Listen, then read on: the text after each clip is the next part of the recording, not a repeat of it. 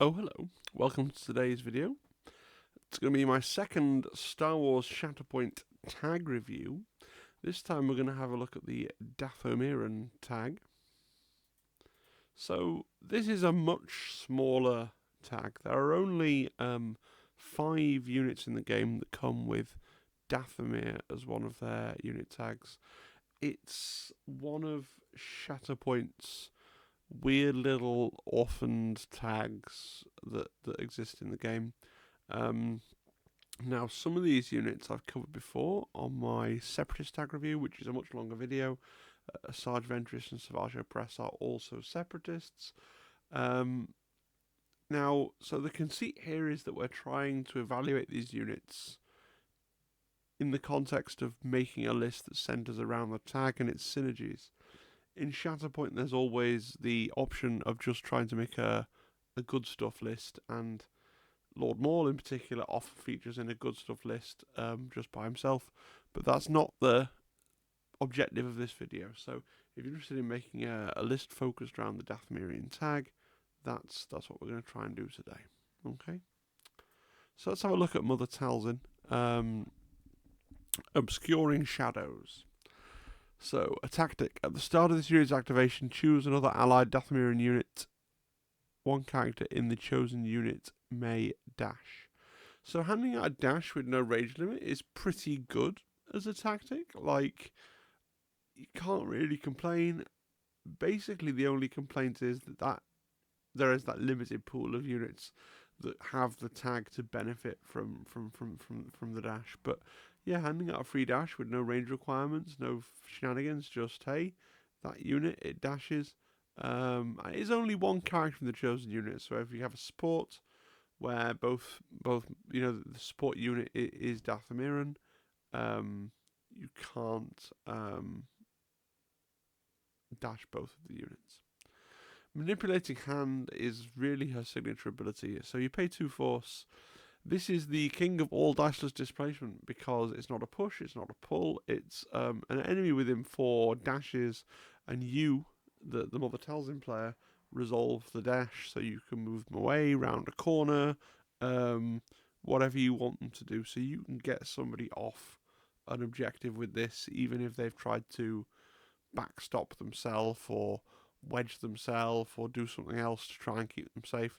Mother Talzin just goes, no, you are dashing off the objective, and there's very little that can be done to safeguard the character against this, which makes it kind of hilarious. It is an expensive thing, costing 2 force, but I think it can win you games. Indeed, this ability is so good, you do see people taking Mother Talzin outside of lists with many or any other Dathomirians, just because Manipulating Hand and Wrath of the Great Mother are really great tag agnostic abilities, and you can kind of eat not having the benefit of Obscuring Shadows and Life Drain. So, yeah, it is that good. Let's read Life Drain. Life Drain is a reaction after an allied Dathomirian character makes an attack. If the defender suffered 1 or more damage, this unit may use that ability that allied Dathomirian character may heal. This is really good. Like, it's a really excellent buff. It is a very limited tag that you have, but whenever anything with that tag makes an attack, if the defender, if they do A damage, then they get a free heal. That's potentially great. Like, that's potentially really, really good. And then Wrath of the Great Mother is the identity. Once per turn, when an enemy character wounds another allied unit, after the effect is resolved, one character in this unit may dash and make a 5 dice ranged attack, targeting the enemy character. So, not the best identity in some ways. Like, I like it because it's tag agnostic, right? It's range agnostic, but you do have to do the attack with Mother Talzin, and she does have to be able to get with the dash to within range 5 of the enemy that caused the wound, which isn't always going to be the case. So it's pretty good. I don't think it's the best identity I've ever read. She's not Count Dooku, but it's not bad. It's a nice to have, right? Looking at our combat trees, so we'll start with Great Mother, which I think is the side that you probably want to live on most of the time. You've got a shove on one, right? And then if we look at that, it really is that 2 to 3 range that I look at, because at least when I play, most of the time you're going to get 2 to 3 boxes down your tree, just in general. Of course, when playing against Zimbad manages to full tree me an awful lot of the time, but in general, you're going to get 2 to 3 down the tree. So I really like to see there's that shove on 1 and expose on 2, okay? Or a second shove if you need it, right? That's a really, really good first 2 boxes, okay? And 4 damage potentially if you didn't need the second shove. And then you can either go for the... If you get to 3, you can either go for the next 2 damage, if that's going to get you a wound, or you can go up and get a damage and a pin. I think that's a really, really strong start to a tree. Obviously, if you have, if the slot machine comes out in your favour, and if you do really well, you can get a high damage. But I don't really rate going. Potentially you can go 1, 2, 3, 4, 5, 6, 7, 8, 9, 10 damage, which is amazing. But I don't like to put a lot of weight into those. Potentially you could do this much damage. Well, yes, but is it going to happen? Now, Great Mother is a ranged side. You're getting 7 dice at ranged, and you've got a defense 7 against range. You only got a defense 5 against melee, and you only do 6 dice in melee.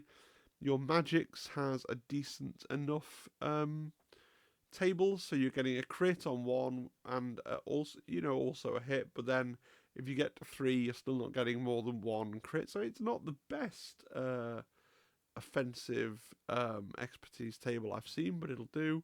The melee expertise, it's interesting in that it has some straight damage in it. It's not the best, but we are on the ranged side. The defensive expertise is pretty cool. We like to see things like crits into hits and hits into misses is fine. It may as well just be a block, but crits into hits is pretty cool. Now the Wrath side is the combat side, and generally I think it's weaker. I don't think Mother Talzin wants to be in combat that often. It's nice that you've got the same defenses on both sides. That's cool. And yes, on the Wrath side, the Conjured Blade expertise tree is better. Okay. Now, I don't like the combat tree for Wrath as much because you've got no access to push. You've got no exposes. You've got a disarm, which is a bit... you can do 4 damage on 2, but you could do 4 damage on 2 on the Great Mother side as well. You can forgo a damage to do a disarm, which is okay as conditions go, right? But what the Wrath tree does have going for it is it's got that free activated ability on 3. So I can see a world where you're playing Mother Talzin. You really need to do Manipulating Hand. It's going to swing the game. It's going to be a huge deal. And you don't have the 2 force, or maybe Mother Talzin's been injured and it's going to cost you 3 force. And a lot of the time you don't have 3 force lying around. So you go, okay, I'm going to flip over to Wrath and I'm going to try and see if I can get to 3 down my tree. Because if I do, I get to use this ability that I can't otherwise use, and that might then swing the turn for me. So it's important to know that's there, that free activated ability. But as far as I can see, I think that's the only reason to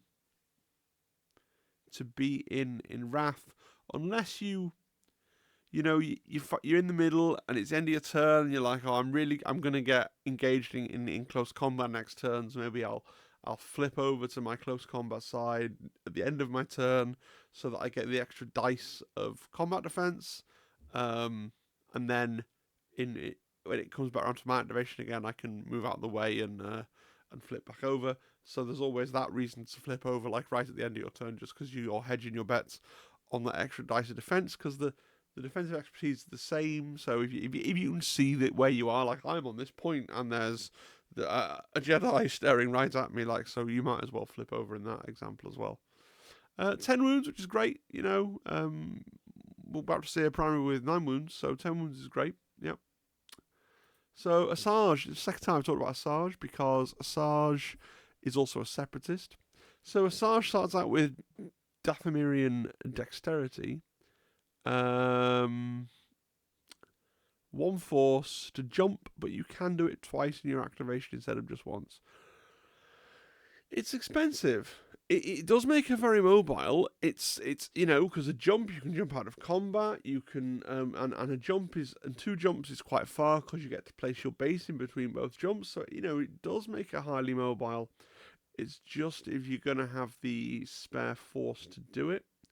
You got force push on 2, which is, you know, when you've got the best diceless displacement in the world on Mother, and then you've got, like, oh, I can pay 2 to do just much worse diceless displacements on Asajj, it loses its luster. Like, it's a fantastic ability in Seps, where you don't have much access to diceless displacements anywhere else. All 3 of our primaries today are going to have some diceless displacement, and this is the worst version of it. Okay. We've got riposte, so a reaction after a close combat attack. Targeting character's unit is resolved. The unit uses this ability if the attack roll contains 1 or more miss results. The attacking unit suffers 2 damage. It's fine. It's nice to have when it happens. Slip away. So when another allied Dathomirian or separatist, but Dathomirian character targets an enemy character engaged with 1 or more characters in this unit with an attack, the unit can use the ability. 1 character in this unit is engaged. The target character may immediately reposition, and if it does, it can hunker. I've never used this. It is a great ability still. Just rarely sort of comes up for me as something that's going to help me in a particular situation. It's not bad. It's nice to have. It's there.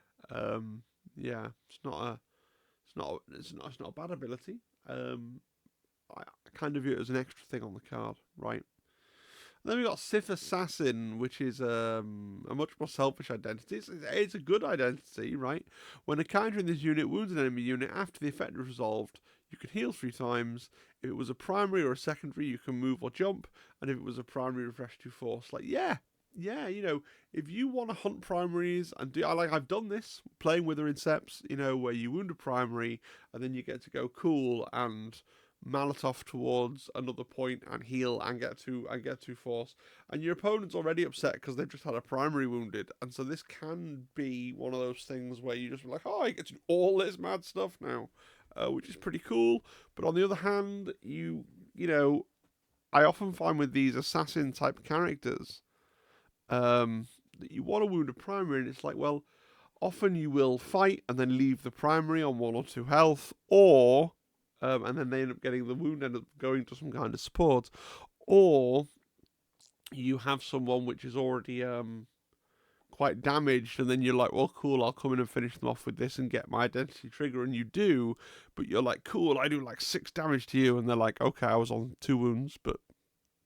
yeah, and it just feels like it rarely does it come up where you actually get to YOLO in and take someone out who's on full health. Looking at her stances, so her stances are a little bit tricky. If you're on Jarkai, you're getting an extra attack dice, you're getting much better defensive expertise, which is great. And if you're attacking something that has 6 wounds, right? It's tempting to go for Jarkai because you know you can do 6 damage. Although actually you can do 6 damage on Form 2 as well if you go down a certain path, right? You go down the bottom path, you can do 6 that way, and you get 2 pushes into the bargain. And really it's those 2 pushes that make Form 2 compelling, but you're giving up that much better defensive side, and you're giving up an extra dice.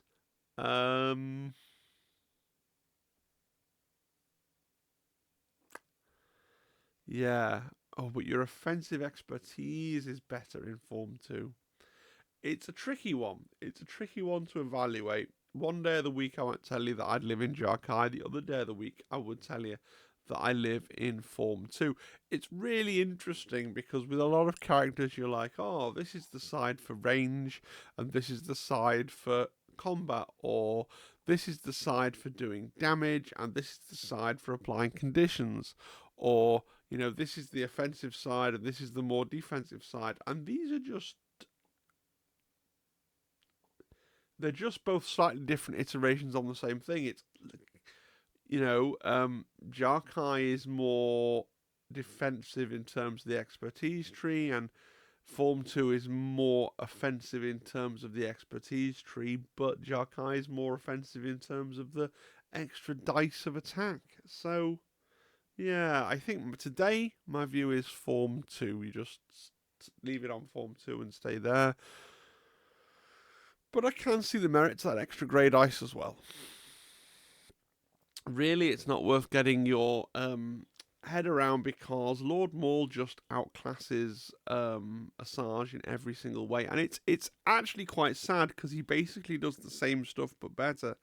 So Asajj can do 2 jumps for a force per jump. Lord Maul can do a free move for 1 force, and I understand that a free move is slightly less mobility and slightly less useful in some situations than 2 jumps, but most of the time gets the same job done for less force spent, right? And then you've got there is no place to run, so you've got some diceless displacement for 2 force.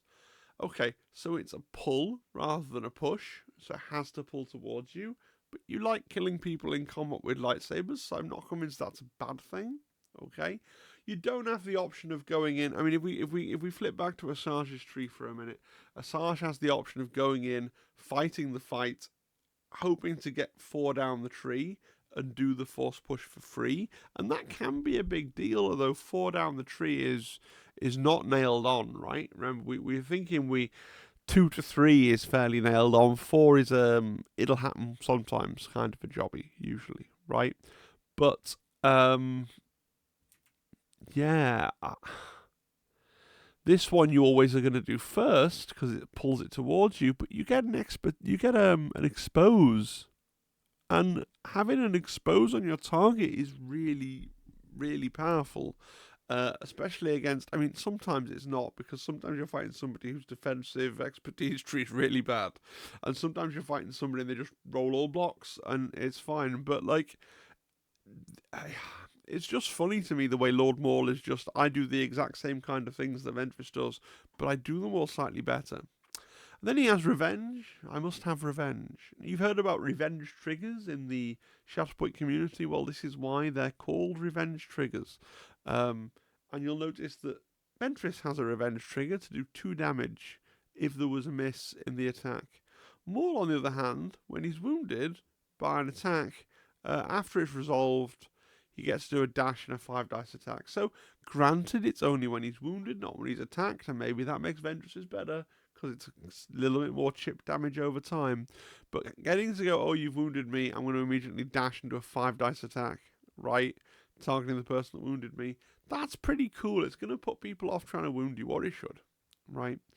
And then you've got his identity sustained by rage, which is absolutely defining for your whole army, right? So while you're not wounded, when you would spend force to use an ability, you can instead take damage to the cost of the ability.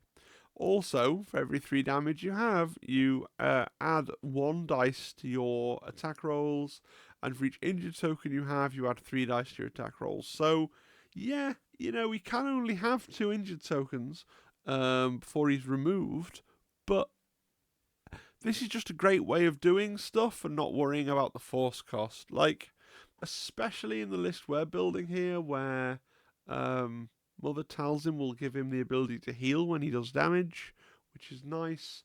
And she's also quite hungry for the force. Yeah, I think it's a really good ability. And then looking at the cards, I much prefer Sinister Cunning because you get a push and a reposition.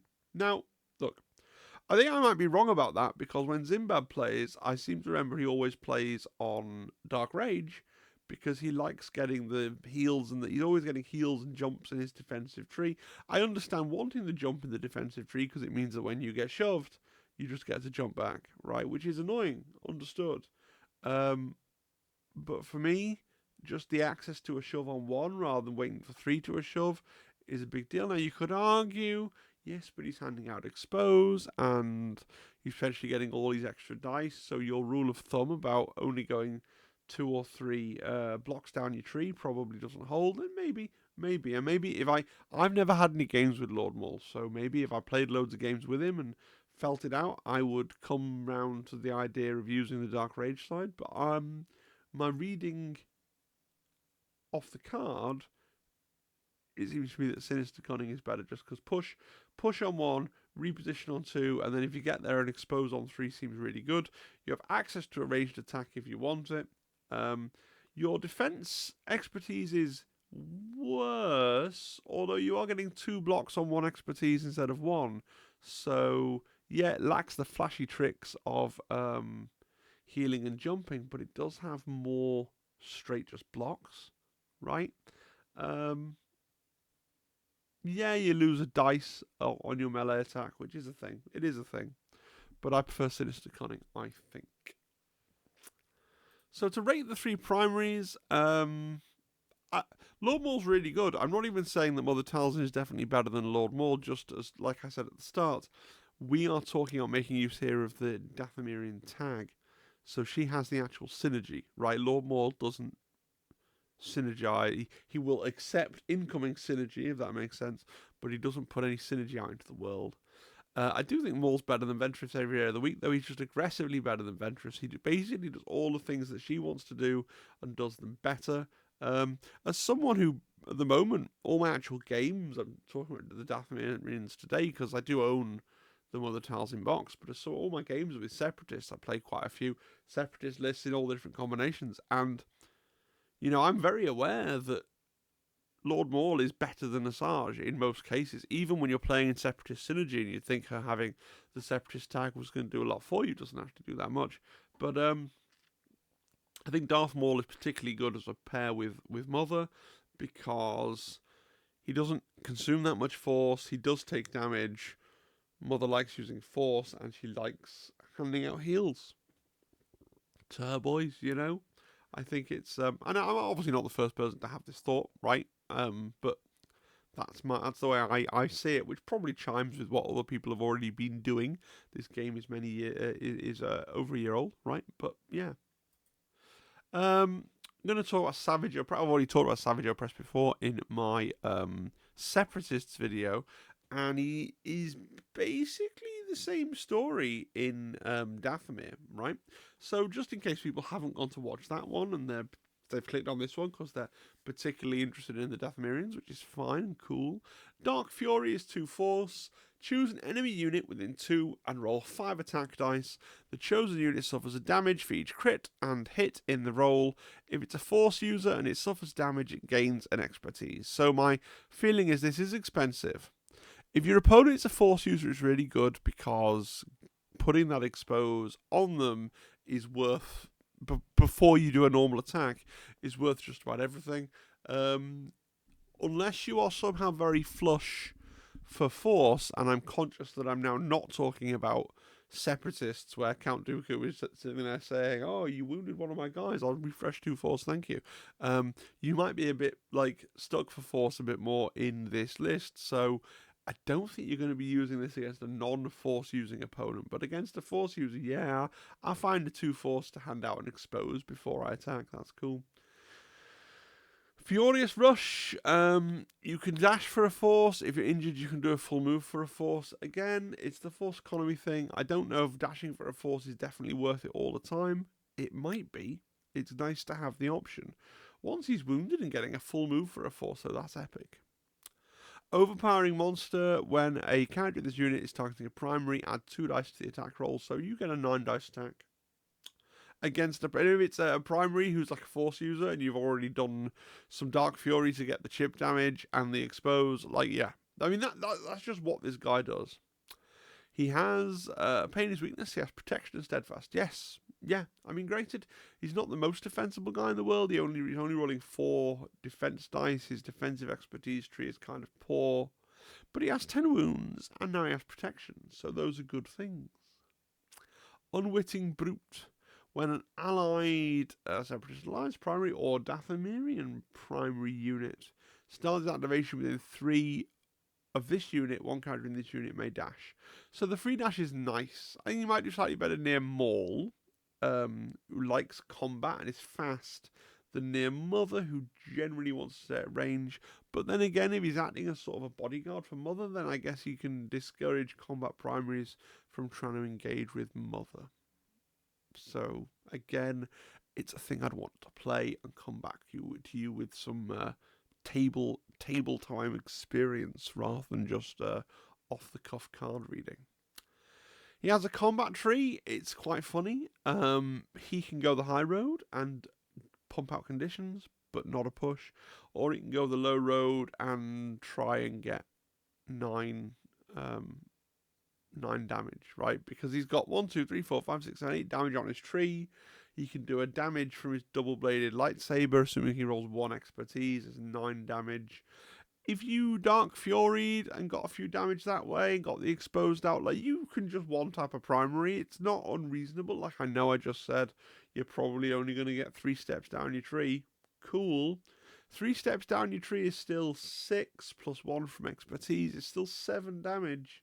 And of course, he's doing a 9 dice attack, so the 3 steps rule of thumb thing, you may well get that 4th step. Sometimes you won't. I mean, and this is the problem with characters like Asajj Opress. He doesn't do a lot for you that's reliable. He just does the potential for doing hilarious things. He doesn't have a push on 1 or 2, is basically what I'm saying here, which is something you really want to look for. So he's a one-note guy. He's going to charge a force-using primary and really hope the dice just come up his way. But it's very fun. He's a very fun character. Then we got the Nightsister Acolytes. So they can pay 1 force for each character in the unit can jump. If either of them do, you gain hunker. These feel very like clones, don't they? But a jump and hunker for a force is very good. Then we got coordinated fire exposed, just like the ARF troopers. Weird, this one. When another character in another allied Dathomirian unit makes an attack as part of a combat action, before dice are rolled, this unit uses this ability. If the targeted character is within 5 of a character in this unit, target gains exposed. So I've played against ARF troopers, and they do the same thing, but for Republic units. The trouble is, there are loads of Republic units, and there are very few Dathomirian units, which makes this kind of lame. When a character in another allied Dathomirian unit, so despite what I've written on the slide, you can't do this with the other Nightsister Acolyte. I should read things more carefully. So I guess what you do is the same as people do with ARF troopers. You send one way and one the other way to try and cover the entire board in the 5-inch bubbles, and then just while these aren't wounded, just everything on the board is permanently exposed, but only not from their own attacks, right? Which is slightly frustrating, but what can you do? Darkness and Shadows. While this unit has 1 or more hunkers, characters in this unit add 1 dice to their defense rolls against ranged attacks. Given that you're getting the hunkers for free from, well, not for free for a force, but not for one of your actions, that's pretty good. Yeah, nice to have. And then you got Night Hunter. When a character in this unit makes a ranged attack as part of a combat action, if it targets an enemy character that's engaged with an allied Dathomir character, it adds 2 to the attack roll. So again, you've got people like Asajj, you've got people like Maul, potentially Mother Talzin. If they're up the board and they're engaged, and then you're just like plopping in these extra shots from the back line, you're going to get an extra 2 dice, which is cool, right? So you're a ranged unit primarily. You got a 5 range, 6 dice ranged attack. You got 5 defense dice at range.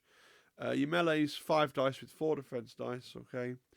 Your defensive table is pretty terrible, but a reposition on 3 is nice to have.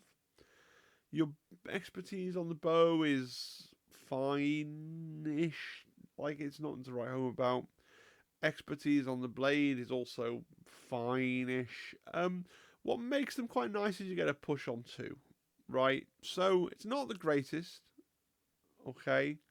But then again, if your target's exposed, if you're getting your extra dice, then maybe you get a good way down your tree, right?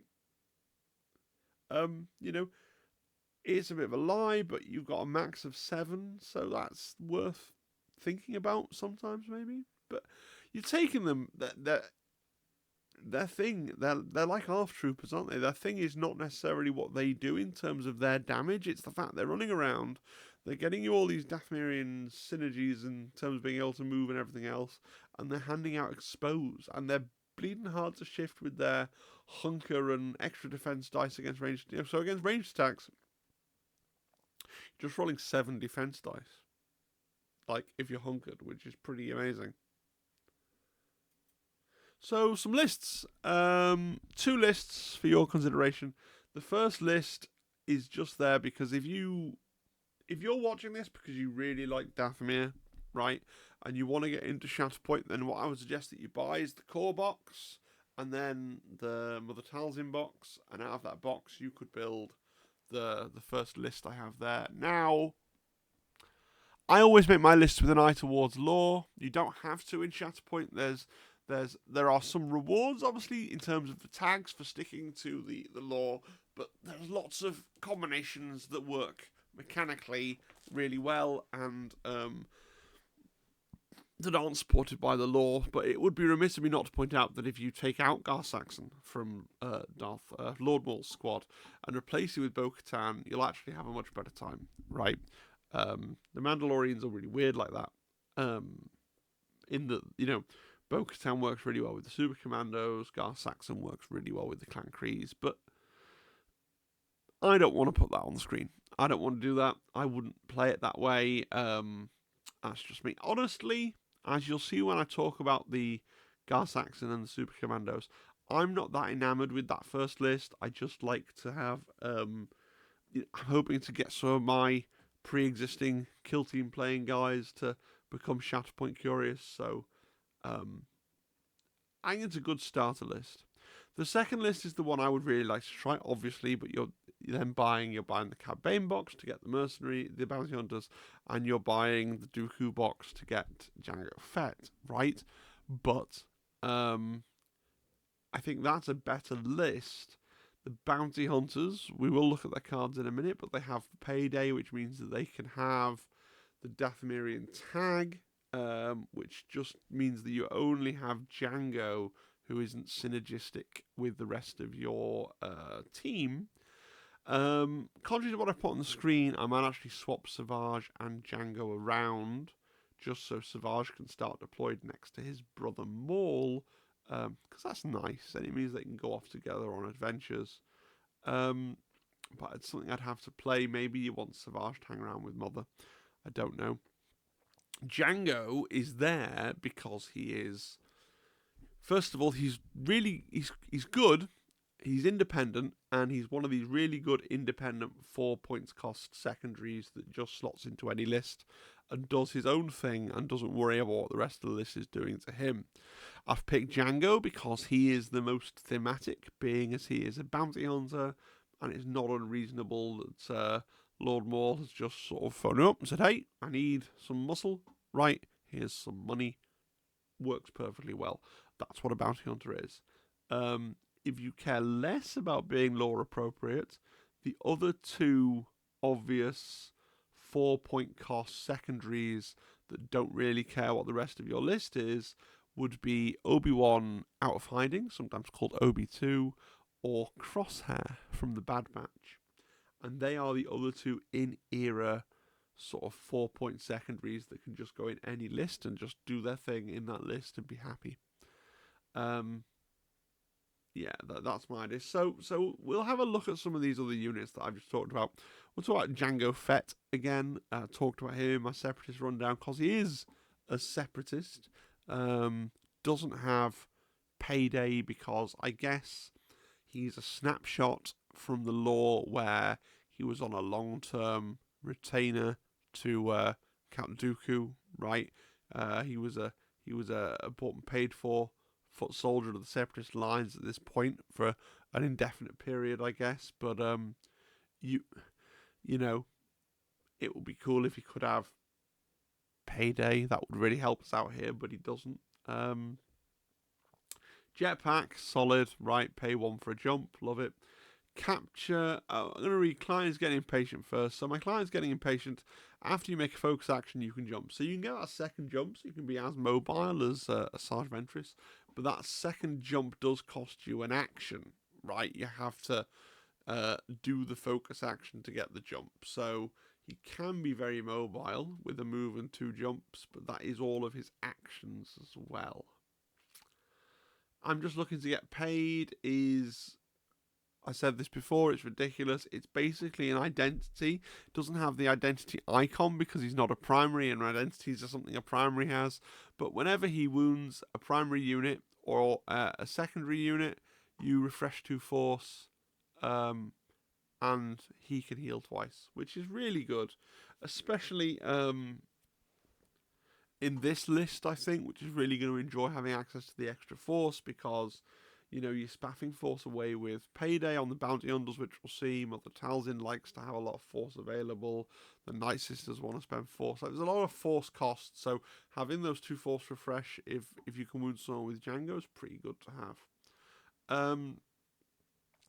Capture wire, because the list needed more diceless displacement. It needed a 3rd source of diceless displacement, didn't it?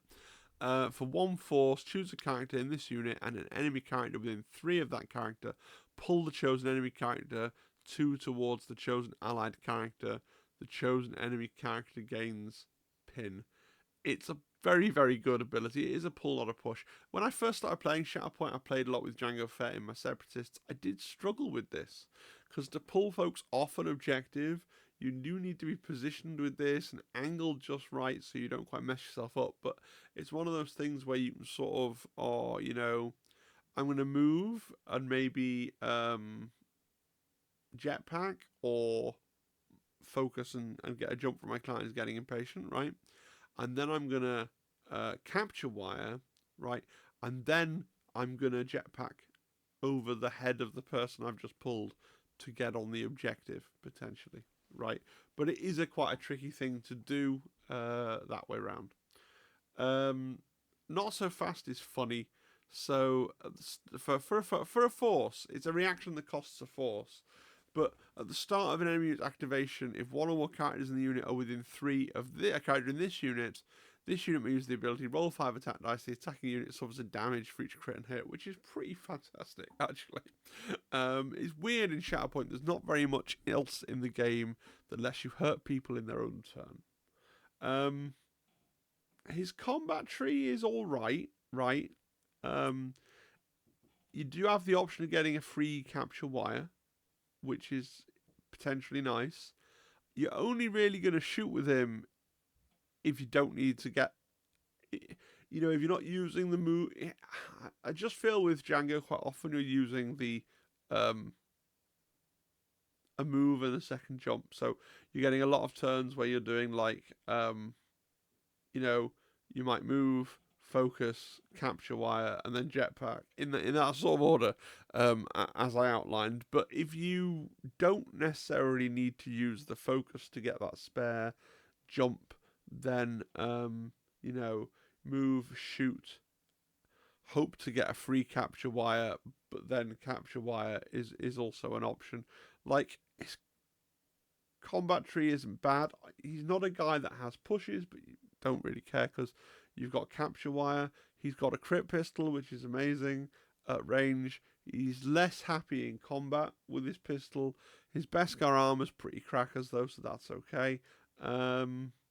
Yeah, and he can get that jump on 3 instead if you want to forego the free capture wire, just depending on where you are for force and stuff like that. Obviously, you don't go down to get a free jetpack, because if you get the free jump up the top, comes with 2 extra damage. Brings no synergy to the list, although the list is going to be able to use the force refresh, I guess. the bounty hunters. So bounty hunters on the trail. At the start of this unit's activation, each character in this unit may dash towards an enemy character. It's not bad, it's pretty great. Free dash on activation. Tools of the trade for a force. Choose one of the following effects. Choose an enemy within 3. They gain disarm, or characters in this unit have sharpshooter 2 and impact 2. More likely to pick sharpshooter 2 and impact 2, but that does mean that I have to spend an action to focus, right? If I don't fancy spending an action to focus, then just handing out disarm randomly can be okay. Disarm's like my least favourite condition, though. It just seems to have the least impact on the game state, weirdly. I don't know. Payday is why we're actually bringing them in this list, okay? So yes, you have to pay a force. But when you reveal an order card, you can pay a force, and then for that thing's activation, your bounty hunters have a tag of your choice, which is cool. It is going to get expensive. You want to pay it when you flip Mother Talzin, and then pay it again when you flip the bounty hunters, so they can benefit from the expose from the Nightsisters. Like, it can get expensive, and I would need to play the list and see how it actually works out with force, right, and how much it feels like you have, and those kinds of things. But it seems like it should be fun, even if you can't have it active all the time that you wish you had that tag active. Let's look at Gar Saxon pretty briefly. I am going to look at these in more detail because I'm going to do a Mandalorian tag review at some point. So really, Gar Saxon and his Mandos are only there in the situation where you want to run out the core box, because there are the two things there are quite a strong, independent little chunk that thematically works with Darth Maul, right? So you got Pride of the Mandalore. At the start of this unit's activation, choose another Mandalorian character. The chosen character may jump, and going through this in this context just makes me kind of sad, because it's like, yeah, it'd be so much cooler if everybody in the list was a Mandalorian, wouldn't it? But there you go. He's got a jetpack, as jetpacks are still good. You got Mandalorians are stronger together, so after this unit makes a move action, it may use this ability. If a character in this unit is within 2 of another allied Mandalorian character, it can make a free focus action again. If you're just using him with his one support, his one squad of friends, right, you do really have to keep them together. And it's kind of tricky, because he's a ranged guy and they're a close combat guy. And it's like I said when I told about the list, actually swapping out for Bo-Katan or swapping the Super Commandos out for the Clan Kreese makes it easier to keep them together as a clump, right? I do want to read I've Got You in My Sights. It is really cool, and it's one of the reasons that Gar Saxon is just like a cool guy that you'd consider dropping into a list where he's thematically appropriate, okay? So characters in this unit have Sharpshooter 2. When a character in this unit makes a ranged attack, the target does not benefit from cover. After the unit makes a focus action, it gains a hunker. So when you focus, you get 3 extra dice and a hunker. Also, your opponent doesn't benefit from cover. Like, that's pretty good. Pretty good, does a lot, right? And then you got Pack Hunter. When a character in this unit makes a melee attack targeting an enemy character that's engaged with another allied Mandalorian character, adds 2 dice to the attack roll. So he's not really wanting to be in melee that often, but he can get a 9 dice melee attack roll, which isn't bad. But again, it makes you just think he would be so much better employed in a Mandalorian list, really only covering him as part of a starter list. His combat tree is super interesting, though. No push until 3, but he has a push on 2 expertise, which is quite likely. So that's pretty good. And his expertise tree as well is just, a crit and a push on 2 is really quite good. So yeah, that's Gar Saxon. Very quickly going to cover the Super Commandos. Yeah, they have a jetpack. Yes, they have Mandalorian stronger together again. It does the same thing, and it makes you sad because you're not running a Mandalorian list. You're trying to run a Dathomirian list, and these are just here to fill up the space. No Mercy. So this basically brings in D&D style attacks opportunity. Okay. When an enemy character that is engaged with one or more characters in this unit moves or dashes, after the move is resolved, the moving character's unit suffers 2 damage. If the moving character is no longer engaged with one or more characters in this unit, which is fine, is a nice to have. Victory or Death, Impact 1, which, given that you can get a free focus from Mandalorians are Stronger Together, is pretty nice to have. Like I said, the sad thing is these guys want to be in combat, their boss wants to stay at range. The combat tree is pretty interesting. No pushes until the very end, where you're probably not going to get, but you got to push on 3 expertise in close combat with your flamethrowers, which is nice. Like the Mandalorian, I don't mean to sound super depressed about the Mandalorian Super Commandos, just the prospect of running them outside of a list where you've got like, you know, you can manufacture lists now that are like, yeah, it's 5 Mandalorians or 6 Mandalorians, and that makes Mandalorians feel really cool. And running them as a little, just a pair of them, like it's cool and everything, but I much prefer the second list that I showed you, right? So let's try and make a primary list. I mean Premier. I've written the word primary. I mean Premier. If you try and make a Premier list, like this is the best one I can come up with. I'm trying to make a Premier list on a tag with 4 units, and I'm hiding one hand behind my back because I'm trying to make it vaguely thematic. So we've got, obviously, the Mother Talzin squad box in Squad 1. That'll be your anchor, you take that every game. Squad 2, we got Maul with his Mandalorians. As much as I said that they depressed me, there's not really any better options, given that I want to use Jamgo and the Bounty Hunters elsewhere. Squad 4 is going to be my very familiar, if you've watched my Separatist video, this is my Squad 4 on my Separatist list at the moment as well. It's CAD with Bounty Hunters and Jango Fett. Already kind of talked about the logic there. And then we've included Asajj Ventress because obviously she is the other the reason to do a Premier list, right, is because we're sad because we got 3 primaries in Dathomirian and we want to see them all taking the field potentially together. I've gone for the Magna Guard because the Magna Guard are really good, and Asajj is a separatist. It's thematic. She could have just some Magna Guard with her while she's off doing her side task, right? These are her personal bodyguards or whatever have you. And she can trigger their reaction so they can follow her. A Magna Guard, if you've seen my separatist video, that's really good, right? And then I've put in Aura Singh, not as a joke, like, literally because she has payday, she brings a bit more synergy to the list. She's not that bad. For all that she's commonly dunked on because she's manifestly not worth 5 points. But that's okay, because the Magnas are worth 4, and they only cost 3. So I feel like it's not a huge problem. This is not a good list, but it's a list that makes me smile if someone said, make a Dathomir primary list, because all these guys could find themselves on the same side in a canon battle in the Clone Wars. Like, it could happen. It makes sense. Now, if you're trying to make things work on the Dathomir tag as hard as possible, but you don't care about the lore of Star Wars, then instead of CAD's Squad 4, you could bring a Galactic Civil War era squad, which would let you bring, Bosk and Han and Chewie in it for the money, which would get you even more payday units, right? And then they could be led by either Charming Leia or the newest Ahsoka, who are the 2 primaries in kind of Galactic Civil War that don't really have that much synergy and just do cool stuff. And then that would free you up to take the Jango and the Bounty Hunters with Lord Maul in Squad 2, and you could bin off the Mandalorians. And that'd be a better list.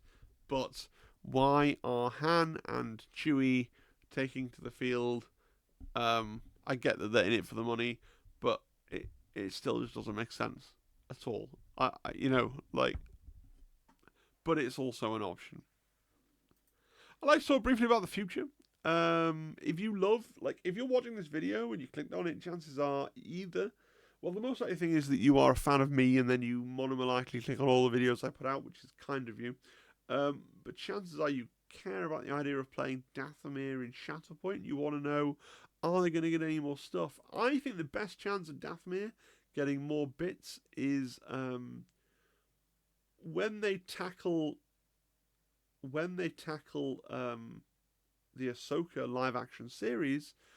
I could see the Dathomir witches from that coming out in part of a box Maybe it's a second pure Dathomir box, like with Morgan Elsbeth as the primary, and then some of the Coven. One of the name, I don't know if the 3 Coven witches had names or not, but I could see it that way. Or they could come out with a new version of Thrawn. But the thing, basically, I'm looking at this screenshot and being like, well, yes, but the secondary in Thrawn's box should clearly be this fellow with the gold face. And some of the zombie stormtroopers. Maybe the zombie stormtroopers would have the Dathomir tag because they are zombies covered in red ribbon. So they could have Dathomir and Galactic Empire. That would make sense as well. But I can see them doing, Thrawn's dudes in 1 or 2 boxes, even when they get to doing the Ahsoka live-action TV series, because, as was pointed out to me earlier, the current Thrawn that we have doesn't have New Republic.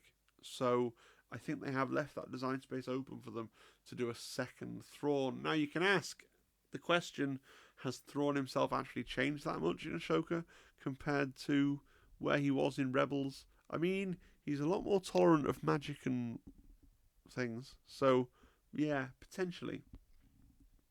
Now, if that happened, it would still be really awkward for list building because they'd be in different eras and you'd have your squads in your different eras and it would be hard to use Darth Maul with things. It would be difficult potentially that way, but it's a possibility, so I thought I'd mention it.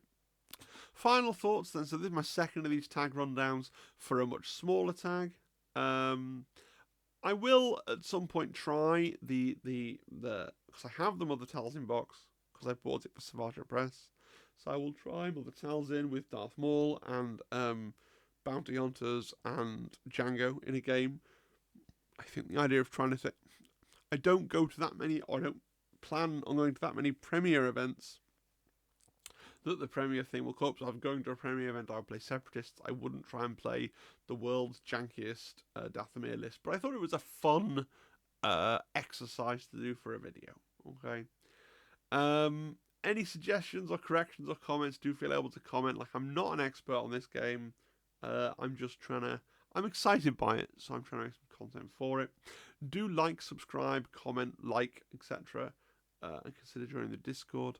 And a big thank you to all of my members who support me financially every single month. It means a lot, it really does. Alright guys, that's it for today's video. Cheery, cheery, cheery, cheery, cheery, cheery, cheery. Bye, bye, bye, bye, bye.